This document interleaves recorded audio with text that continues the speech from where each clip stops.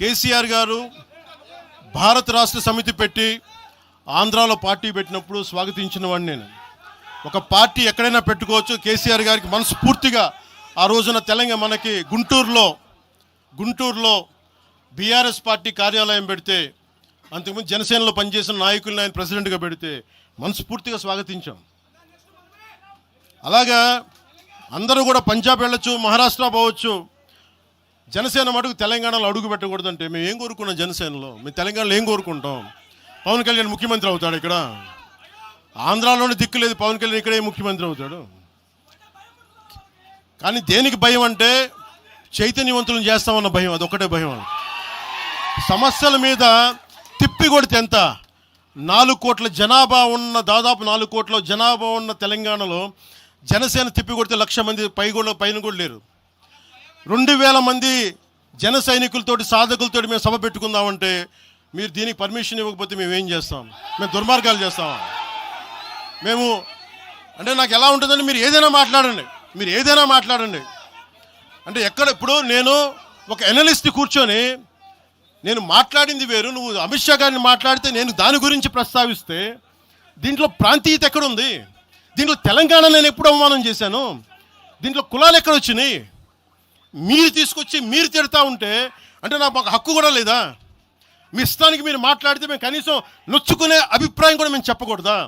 బాధ కూడా పడకూడదా? అంటే మేము కూర్చోబెట్టి బాంచం ద్వారా అలాగే ద్వారా మీరు ఎలాంటి వాళ్ళని భరించాలా మేము?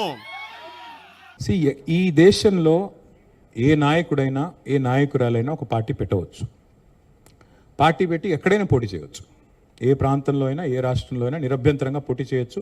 ప్రజాస్వామ్య భారతదేశంలో అది అందరికీ ఉన్న హక్కు, రాజ్యాంగం ఇచ్చిన హక్కు, బాబాసాహెబ్ అంబేద్కర్ ఇచ్చిన హక్కు, అందులో ఏం అనుమానం అక్కర్లేదు.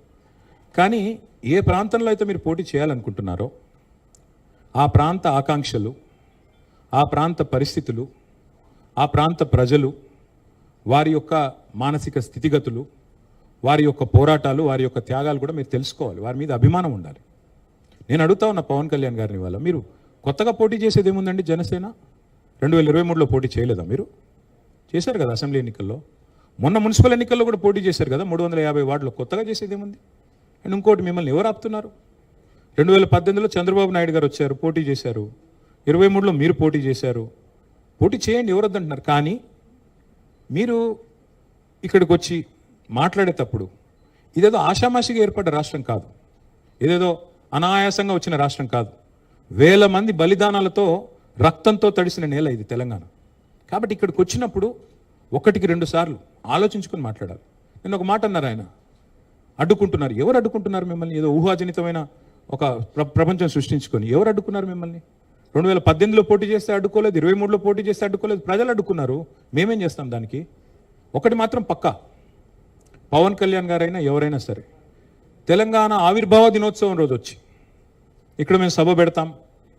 అది కూడా గతంలో నేను తెలంగాణ ఏర్పడ్డప్పుడు నాకు ఆ విభజించిన పద్ధతి నచ్చలేదు. ఒక ఆయన అంటాడు తల్లిని చంపి బిడ్డను బతికించారంటాడు, ఇంకొక ఆయన విభజించిన పద్ధతి నచ్చలేదంటాడు. ఇవన్నీ ఏంటంటే తెలుగు హైదరాబాదీ అల్ఫాజ్ మే బోల్నా హై తో గుమా ఫిరాకే బోల్నా బోల్తే ఇస్కో. నాకు ఇష్టం లేదు తెలంగాణ ఏర్పడని సీదా చెప్పక ఉల్టా మాటలు ఎందుకు? ఇది బాగలేదు, అది బాగలేదు. మరి నువ్వు అది బాగలేక ఇది బాగలేక 11 రోజులు అన్నం తినకుండా ఉంటే మళ్ళీ తెలంగాణ ఆవిర్భావ దినోత్సవం రోజు మీటింగ్ పెట్టాల్సిన అవసరం ఏముంది? సరే మీటింగ్ పెడదాం అనుకున్నావు, అడ్డుకున్నది ఎవరు? కాంగ్రెస్ ప్రభుత్వం. ఏమైనా అనాలనుకుంటే వాళ్ళని అనాలా? కాబట్టి పవన్ కళ్యాణ్ గారైనా ఎవరైనా ఈ దేశంలో ఎక్కడైనా పోటీ చేయొచ్చు, మాకు అభ్యంతరం లేదు. పోటీ చేశారు కూడా కదా మీరు. 2023 में भी आप बहुत करे, మీ అయ్యే జాగీరా. నేను ఒకటి మాత్రం పవన్ కళ్యాణ్ గారు గుర్తుపెట్టుకోవాలి, తెలంగాణ ఖచ్చితంగా తెలంగాణ భూమిపుత్రుల జాగీరు. తెలంగాణ భూమిపుత్రుల జాగీరే తెలంగాణ. ఇందులో ఎవరికి అనుమానం కూడా అక్కర్లేదు. 100% ఈ నేల కోసం కష్టపడ్డ వాళ్ళు, ఈ నేల కోసం పోరాటాలు చేసిన వాళ్ళు, ఈ నేల కోసం త్యాగాలు చేసిన వాళ్ళు, నెత్తురుతో తడిచిన నేల ఇది. ముమ్మాటికి తెలంగాణ ఈ భూమిపుత్రులు, ఇక్కడున్న 4 కోట్ల మంది జాగీర్ ఇది.